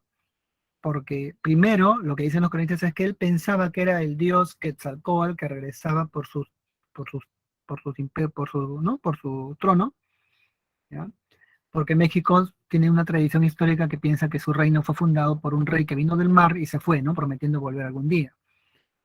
Bueno, Cortés, claro, él no es un dios ni nada parecido, pero al parecer Moctezuma lo creía y lo cierto es que le permite el ingreso.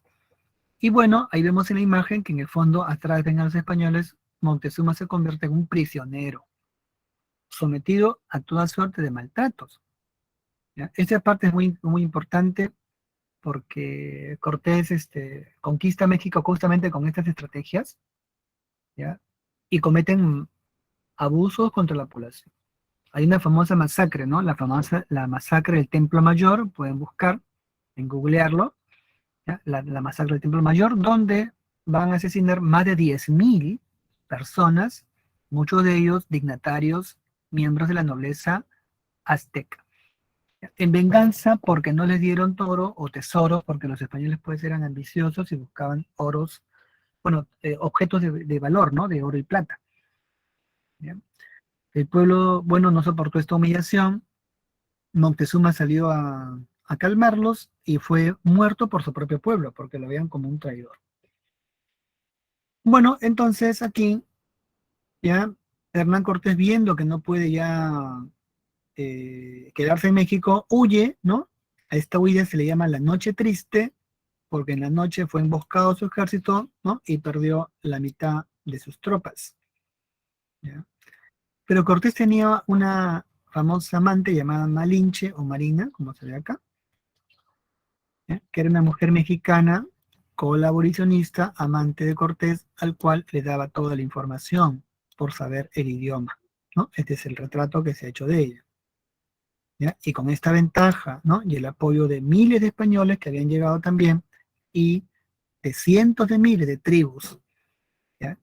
Porque México estaba dividida, van a tomar por asalto la ciudad de Tenochtitlan y van a capturar a su último emperador, ¿no? Porque murió Moctezuma, lo reemplazó Cuitláhuac y luego Cuauhtémoc, ¿ya? Aquí lo vemos, ¿no? Ya capturado y al cual, bueno, Hernán Cortés le mandó que le quemen los pies, ¿ya? Ahí se puede ver. Bueno, y así se produce la conquista de México, ¿ya? Y bueno, se va a llamar ahora Virreinato de la Nueva España. Ahora veamos la conquista del Tahuantinsuyo. ¿Ya? Entonces ya los españoles tienen una experiencia con México, ¿no? Porque es un imperio derrotado. Ahora veamos cómo hace Pizarro. Pizarro va a utilizar casi las mismas estrategias. Recuerden que cuando llega al Tahuantinsuyo lo encuentra dividido en la guerra entre Huáscar y su hermano Atahualpa. La derrota fue fácil para Pizarro, ¿ya? Porque aprovechó la división para vencernos, ¿no? O vencer al Perú antiguo. ¿Ya? Bueno, ¿cuáles son las causas? ¿No? Causas externas y causas internas. Las externas ya las conocemos. La expansión europea, que buscan nuevas rutas de comercio, ¿ya? Debido a a que el Imperio Turco, ¿no? Decíamos, había bloqueado el acceso, ¿ya? ¿No? Al tomar o capturar la ciudad de Constantinopla, ¿ya? Entonces, esa es la causa externa. La causa interna, la crisis del Imperio Inca, ¿ya? ¿Por qué? Porque recuerden que el imperio se encuentra en una guerra civil, una guerra interna entre Huáscar y Atahualpa, ¿ya? Así que ante esta guerra, las etnias sometidas, como chancas, chachas, ¿no? Y otros grupos más, van a buscar su autonomía liberándose del mando inca. ¿Y esto qué facilitó? Facilitó la conquista de Pizarro, porque encontró en tumbesinos, tayanes, huancas, ¿no? Chachas y otros guerreros su apoyo para acabar con los incas. ¿Ya? Veamos el proceso, ¿no? Bueno, ya Pizarro, ya saben que Francisco Pizarro, ¿no? Del cual hay una biografía, ¿ya? Había sido es un personaje pues histórico de origen muy humilde. ¿Ya? Su padre era un general español, ¿no? Gonzalo Pizarro, bueno, Gonzalo Pizarro el Largo, así le decían, porque era alto, que sedujo a una pobre muchacha a la cual abandonó, ¿no? La madre de Pizarro, que era lavandera en un convento, bueno, no quería pues a Pizarro, ¿no? ¿Ya? Hay una historia que narra un cronista, Francisco López de Gomara, de que lo abandonó a Pizarro siendo un bebé al pie de la iglesia. Y hay incluso una historia que dice que fue amamantado con la leche de los cerdos, ¿no? Bueno, esa es una suerte de historia que narra el cronista, ¿no? Pero lo cierto es que Pizarro, ¿ya? Cuando fue joven, que tenía 14 años, ya su abuelo decidió, bueno, sabía, ¿no? De este hijo, de su nieto, y decidió que su padre lo volviera a la casa. Y bueno, el papá lo llevó a su casa, pero lo hizo dormir en el establo con el ganado porcino. Pizarro se enfureció, ¿no? Era un adolescente, mató a los cerdos y huyó, ¿no? Entonces, esa historia señala, pues, que Pizarro lo conocían como el porquerizo, ¿no? O el niño porquerizo. Huyó a Italia, ¿ya? Se convirtió en un guerrero, ¿no? Y luego, en el cuarto viaje de Cristóbal Colón, en 1502 pasa a América, miren, ¿no? Miren la relación con Colón. Y en América Pizarro se convierte en un mataindios perfecto, ¿no? ¿Ya? Todas las campañas de Colón crueles fueron hechas en gran parte por Pizarro, ¿ya? Recuerden que era un muchacho muy resentido, y gracias a esa habilidad en matar indígenas se convirtió en un hombre rico y en uno de los vecinos muy ricos en Panamá. Por eso, ¿ya? Él tiene el apoyo del gobernador Pedro Arias Dávila, es su amigo prácticamente, ¿ya? Por esta fortuna que había acumulado, ¿no? Un vecino importante, ¿ya? Así que conociendo las cartas de Pascual de Nagoya, Pizarro sabe que al sur hay otro imperio rico en oro y plata, e inicia la expedición. Pero antes, en 1526, firma un contrato con sus socios, ¿no? ¿Ya? Aquí están los socios, ¿no? Los tres socios de la conquista: Pizarro, Almagro y el clérigo Hernando de Luque.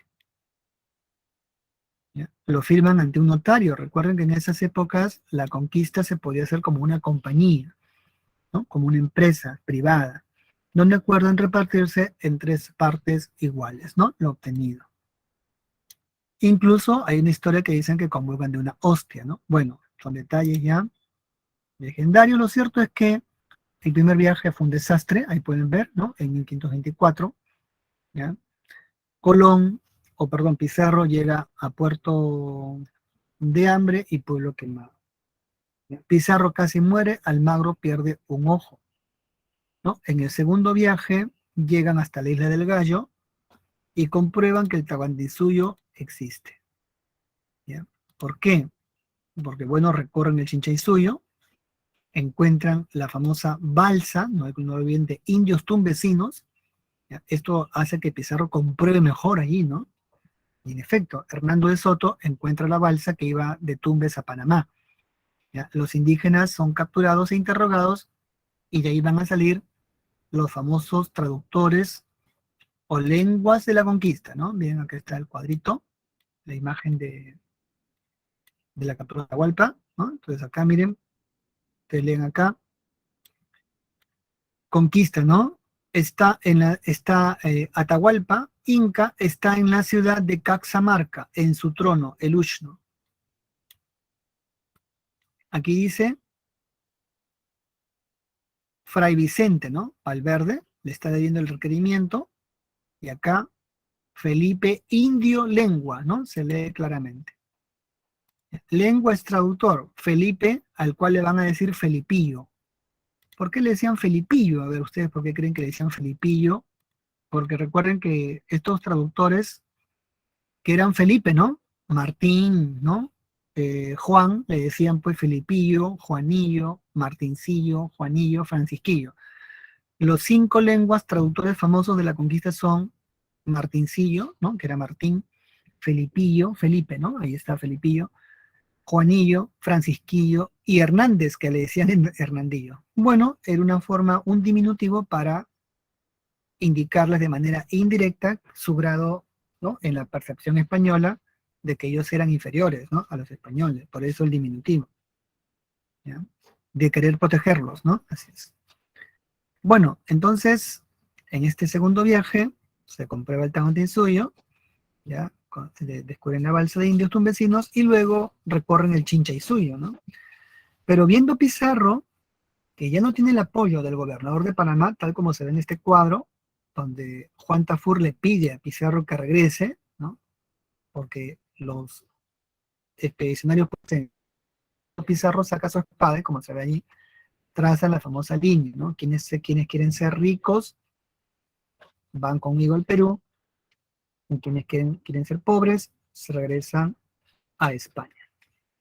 Y cruzan los famosos 13 de la Isla del Gallo, 13 personas. ¿Ya? Entonces, ¿por qué les menciono el detalle? Porque miren, Pizarro conquista el Tahuantinsuyo con apenas 160 españoles, ¿no?, o 165 españoles. ¿Ya? Muy pocos, ¿no?, para una población de 15 millones. ¿Cómo logró vencer entonces Pizarro a los incas? Con la división interna. ¿Ya? Y acá vemos, ¿no?, el proceso. ¿Ya? Pizarro regresa, ¿no?, a Panamá, marcha a España y en España firma con el rey de España, ¿no?, con su esposa, la reina Isabel de Portugal, la famosa capitulación de Toledo, igual que Colón la firmó con los reyes católicos, ¿no?, que fue la capitulación de Santa Fe. Y al igual que ese antiguo conquistador, aquí Pizarro recibe la autorización para conquistar el Tahuantinsuyo y concentra títulos en su favor. ¿Ya? ¿Por qué es importante la capitulación? Porque va a originar, o va a ser una causa para originar, la futura guerra civil entre los conquistadores. Debido a que si estos socios habían firmado ya un contrato para repartirse en 3 partes iguales, más bien ahora, ¿ya?, Pizarro sacó mucha ventaja, porque como sabrán, lo nombran gobernador de la gobernación de Nueva Castilla, ¿verdad? Luego le dan el título de marqués, ¿no? ¿Por qué marqués? Porque un marquesado es una provincia militar, ¿no? ¿Ya? Y así se veía pues al Perú de esos años, ¿no? Y 2, ¿ya?, porque aquí a Luque solo le dan la gobernación de Tumbes, que era muy chiquita, y a Hernando de Luque lo mismo, el obispado de Tumbes. Bueno, Pizarro emprende el tercer viaje con esta autorización, ¿ya?, y llega al Perú, ¿no? Llega, bueno, al Perú, pues, ¿no?, al Tahuantinsuyo, ¿no? Llega al Tahuantinsuyo, ¿ya? Así que ahora, ¿no?, se encuentra con el curaca de Tumbes, ¿ya? Los tucuyricos al instante le dicen a Atahualpa que Pizarro ha llegado, ¿no? ¿Ya? Pero Atahualpa, muy, bueno, él no cree, pues, ¿no?, la historia de que eran dioses ni nada parecido, ¿ya? Atahualpa estaba ocupado en derrotar a su hermano Huáscar, lo derrota y descansa en la ciudad de Cajamarca, ¿no?, dándose unos baños, celebrando su victoria. Bueno, Pizarro llega, ¿ya?, a Tumbes, tiene un combate con el curaca de Tumbes, y luego le ofrece al curaca una alianza, ¿no?, para zafarse del dominio incaico, y el curaca acepta, ¿no? Bueno, luego marcha a Piura y funda la primera ciudad, San Miguel. ¿Ya? Cruza la cordillera de los Andes y llega a Cajamarca para capturar al Inca. ¿Ya? Bueno, el 18 de noviembre de 1532, ¿ya?, Atahualpa va a ser capturado en una emboscada sorpresa. ¿Ya? Atahualpa no se lo esperaba, ¿no? Aquí Guamampoma, ¿no?, que dibuja esto, parece que lo vio, ¿no? Muestran, miren, a todo el ejército incaico. 8.000 hombres, aunque claro, acá Guamampoma muestra que están con lanzas, pero ese es un error.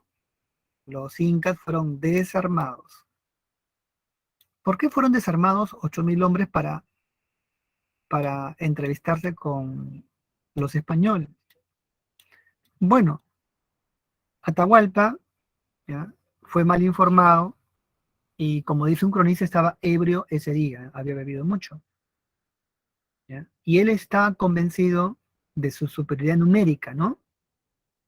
Y que no bastaba tener armas, no simplemente sogas para capturar a los españoles y luego sacrificarlos, ¿no?, a sus dioses. Pizarro, astutamente, por su traductor Felipillo, se había informado, de, ¿no? Había, por la traducción, pues conoce el quechua, el traductor, ¿no? Había aprendido esto y se había dado cuenta que los incas no tenían armas y se lo dijo a los españoles, obviamente, ¿no? Así que Pizarro ocultó un cañón en medio de la plaza, ¿ya? Y dio una señal de ataque, ¿no? Leerle el requerimiento de acuerdo a ley. ¿Qué es el requerimiento? Que ha sido pregunta, ¿no? De examen. El requerimiento es un documento jurídico, ¿ya? Creado por el Imperio Español. ¿Para qué? Para obligar a un gobernante de cualquier país o cualquier nación a someterse al rey de España. Así lo dice el texto, ¿no? En caso que el rey no quisiera someterse, entonces los españoles podían hacerle la guerra. Por eso es importante el conocimiento del requerimiento, ¿no? Es un documento tipo ultimátum donde se le decía que debía someterse al poder del emperador, ¿no? Bueno, cuando Atahualpa le leen esto, se enfurece, ¿ya? Dice, ¿cómo es posible que me quiten mi imperio, ¿no? ¿Quién es este rey de España? ¿Quién es este papa? Dice, ¿no? Se enfurece y arroja el requerimiento con la Biblia, ¿no? Que le estaba leyendo el obispo Valverde.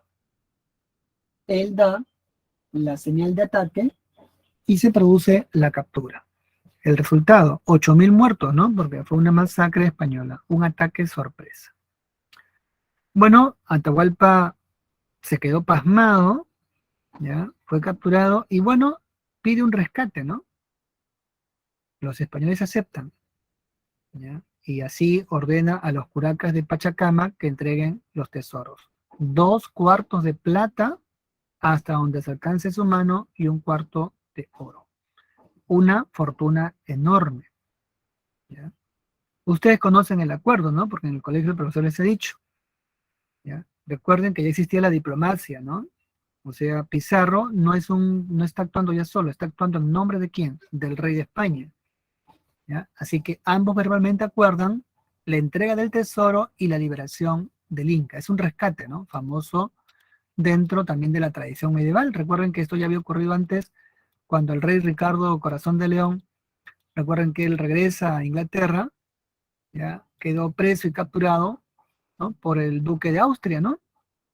Que pidió un rescate y obviamente tuvieron que pagarlo para que Ricardo quedara libre. Bueno, Atahualpa pagó su rescate, pero los españoles lo condenan a muerte. Lo lógico es que hubieran devuelto el tesoro, ¿no? Nunca lo devolvieron. El rey incluso se agarró el quinto, ¿no? Que era la quinta parte. Bueno, así culmina, ¿ya? La toma de Cajamarca, ¿no? La muerte de Atahualpa. Y bueno, ahí vemos las consecuencias, ¿no? Destrucción del imperio incaico. Colapso demográfico indígena. ¿Por qué? Porque los españoles trajeron muchas epidemias, ¿ya? Las primeras pandemias del Tahuantinsuyo fueron por origen ibérico. Los españoles trajeron epidemias graves, ¿no? Viruelas, ¿ya? La viruela sobre todo, ¿no? Algo así peor que bueno, o muy similar a la viruela del mono, ¿no? Pero en la viruela, ¿ya? La gripe, la tifo, la peste, sarampión, en fin, ¿no? Y así la población disminuyó de 15 millones a menos de 1 millón. Lo tercero, la aculturación y el mestizaje, ¿no? En fin, que fue también muy terrible, lo cual está narrado en esta multitud de textos, ¿no? Aquí también cometieron actos terribles los españoles contra los nativos peruanos, tal como lo menciona este diccionario de los conquistadores y otros textos más, siendo el más conocido de este autor Valdemar Espinosa. Él es el autor, ese es el libro que siempre se lee en la universidad, ¿no? Cuando se ingresa a sociales, bueno, a humanidades, ¿no? La destrucción del imperio de los incas, ¿no? Bueno, y ahora veamos, bueno, esto es ya para la época colonial, ¿ya? Aquí, por ejemplo, se ve, ¿no? Como muestra la conquista, ¿no? Cómo aquí se quemaban también personas para castigarlos, ¿no? Dice, conquista, Francisco Pizarro le quema en una casa a Cápac Apoguamacha, ¿no? ¿Por qué? Porque le pide oro Y bueno, ellos no tienen, dicen, no, no sabemos, ¿no? Pero los quemaban así, ¿no? Vivos, ¿no? En fin. ¿Ya? Esto muestra Wawampoma, ¿no? Y lo mismo los otros procesos de los corregimientos, que bueno, eso ya lo vemos después, ¿no? Bien, ahora vemos las guerras civiles entre los conquistadores. Bueno, los conquistadores quedaron muy divididos después de la firma de la capitulación de Toledo. ¿Ya? ¿Cuáles son las causas generales, no? Porque la específica es la capitulación de Toledo, ¿no? ¿Ya? Pero las generales son, uno, el conflicto, ¿ya? La guerra, ¿no? O la división por la posesión de encomiendas. ¿Ya? ¿Por qué? Porque Pizarro favoreció a su entorno más cercano. Recordemos que cuando se produce la toma del Cusco, ¿ya? Y luego se funda la capital, ¿no? Se funda la ciudad de los reyes, ¿ya? La corona decidió que Lima y el Cusco estén dentro de la gobernación de Nueva Castilla. Para calmar a Almagro, se creó la gobernación de Nueva Toledo, ¿no? Hacia el sur. Pero Almagro quedaba molesto. Pero inicialmente aceptó ser gobernador, ¿no? También, pero de la gobernación de Nueva Toledo. Porque le convencieron que había otro imperio en el sur, en Chile. Él creyó una historia que era falsa y viajó a Chile con todo su dinero que lo gastó en la expedición. ¿Ya? Muy molesto, ¿no? Resentido, regresa al Cusco y toma la ciudad, iniciando la guerra civil conocida como Guerra de las Salinas. ¿Ya? Aquí se van a enfrentar los primeros conquistadores, ¿no? En la batalla de Salinas, y bueno, Almagro va a ser derrotado. ¿Ya? Va a ser ejecutado, ¿no? Y así Pizarro, bueno, pacifica el territorio. A los seguidores de Almagro les comienzan a llamar los de Chile, ¿ya? Y esto debido a que Pizarro les quita las encomiendas y los deja en la miseria, van a conspirar para matar a Pizarro, como en efecto ocurre.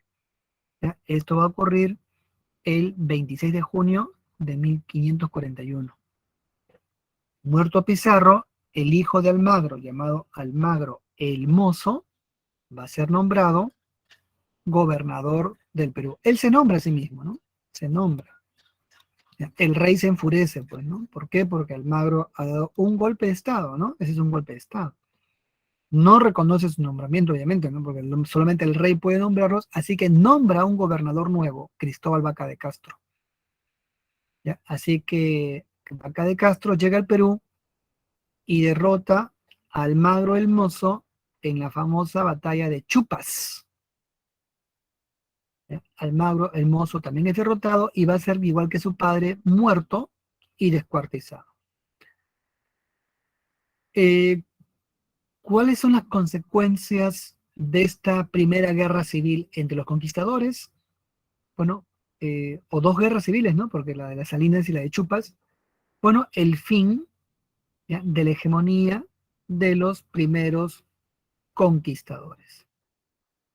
¿Ya? Estos quedaron muy divididos, ¿no? Ya no se confiaban uno al otro y también muy resentidos, ¿ya?, entre estos partidarios.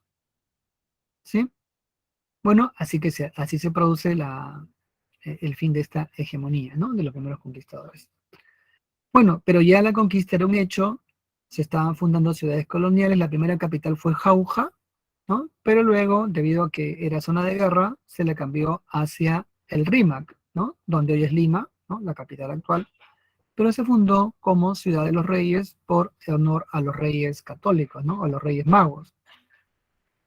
Bueno, esto en la primera etapa. Y también habían encomiendas, Pizarro había dado muchas encomiendas, el rey, en nombre del rey, obviamente. Estas encomiendas eran muy ricas y creó una casta de encomenderos que llevaban una vida tipo parasitaria, ¿no? No producían, no trabajaban, y las encomiendas básicamente era para extraer riqueza de esta mano de obra, ¿no?, convirtiéndose en auténticos señores feudales. Así que el rey, viendo que el virreinato no generaba renta, ¿ya?, porque la renta sale de la actividad productiva, ¿no?, es decir, de las alcabalas, que es el impuesto a la compra y venta, ¿no?, eso no ocurría aquí, Así que entonces el rey da unas leyes nuevas. ¿Por qué son importantes estas leyes nuevas que se dan entre 1542 y 1543? Porque va a originar la nueva guerra, esta vez de los encomenderos contra la corona. ¿Ya? Obviamente, ¿no? Es contra la corona y sus nuevas leyes. ¿Ya? ¿Por qué razón los encomenderos se levantan contra el rey? Porque uno, ¿ya? Estas leyes nuevas eliminaban la perpetuidad de las encomiendas. ¿Qué significaba eso? Si el encomendero moría, la encomienda pasaba a manos del rey. Ya no la heredaba el hijo, ¿no? Para gozar la encomienda, sino pasaba a manos del rey. ¿Ya? Lo segundo, que las leyes nuevas prohibían el abuso y el maltrato de la población indígena. Recordemos que en las encomiendas el trato contra los nativos era feroz, ¿no? Había mucho abuso, ¿no? Abusos muy terribles que provocó una disminución dramática de la población, sumado obviamente a las epidemias.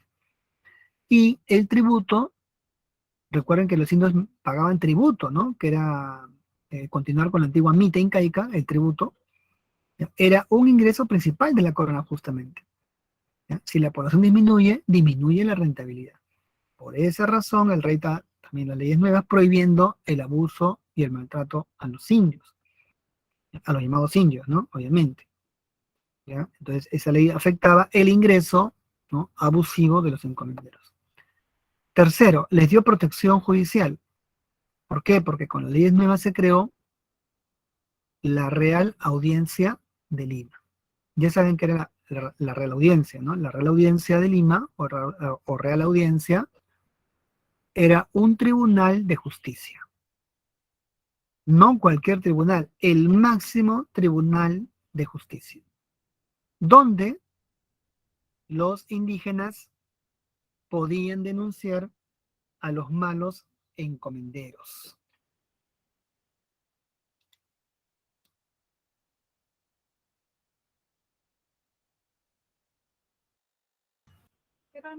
¿No? A los encomenderos. ¿Ya? Entonces, la Real Audiencia, ¿no? Ahora permitía que los indígenas pudieran denunciar ante la ley a los malos encomenderos, ¿no? ¿Ya? Y finalmente, ¿no? Y finalmente se creó con las leyes nuevas el virreinato del Perú. ¿Por qué es importante la creación del virreinato, ¿no? Con estas leyes? Porque permitía ahora una función más administrativa, o sea, se va a administrar ahora bajo un régimen colonial, ¿ya? Y se va a enviar al primer virrey, Blasco Núñez de Vela. ¿Ya? Este virrey, ¿no? va a llegar al Perú para hacer cumplir las leyes nuevas, ¿ya? Poniendo fin al régimen de gobernación. El régimen de gobernación es un régimen militar, no lo olviden. Las leyes nuevas crean el virreinato, que es un régimen administrativo. Entonces, si se ponía fin al régimen militar de gobernación, perjudicaba a los encomenderos, ¿no? Porque ellos siempre decían que la tierra aún no estaba pacificada y que de manera constante había que hacer, pues, entradas nuevas y conquistas, ¿no? Pero la corona se opuso. Así que la causa principal, ¿no? Mencionada en estas leyes nuevas, ¿ya? Tiene como consecuencia la disminución progresiva del poder de los encomenderos. Así que ellos se van a rebelar contra el rey, ¿ya? El primer virrey llega al Perú, ¿no? Blasco Núñez de Vela, ¿ya? Hay una corrida de toros en su honor, ¿no? Aquí se comienza a practicar la tauromaquia, ¿ya? Pero luego al virrey lo deportan, ¿no?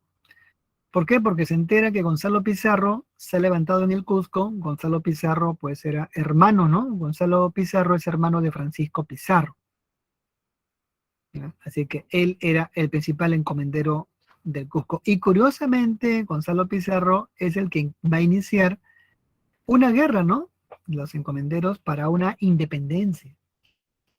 Miren, ¿no? O sea, Gonzalo Pizarro, siendo español y conquistador, quiere ahora independizarse del régimen colonial, ¿no? ¿Ya? Para no verse perjudicado. Bueno, el virrey es deportado, ¿ya? Desembarca en Guayaquil, no acepta su deportación y va a hacer cumplir la ley. Gonzalo Pizarro lo busca y lo derrota y asesina en la batalla de Añaquito. Ahí muere el primer virrey, Blasco Núñez de Vela. ¿Ya? Ahí dice, ¿no? Ejecución del virrey. ¿Ya? Bueno, es asesinado. Entonces, es la primera batalla, ¿no? La batalla de Añaquito. Bueno, el rey de España se enfureció, obviamente, ¿no? ¿Qué hacer? Bueno, va a nombrar a un pacificador, a un clérigo llamado Pedro de la Gasca. ¿Ya? Aquí está, don Pedro de la Gasca. Bueno, según la tradición, él llega con una Biblia. ¿Ya? ¿Para qué? Para otorgar el perdón a los que aceptaran, ¿no?, las bondades que daba el rey de España. Y así logró armar un gran ejército. Bueno, entonces tenemos, creo que receso, ¿no? Ya, pues tenemos un receso, ¿no, jóvenes? Que comience esta hora, ¿no? ¿Sí? ¿Me confirman? Sí, ¿no? Ok.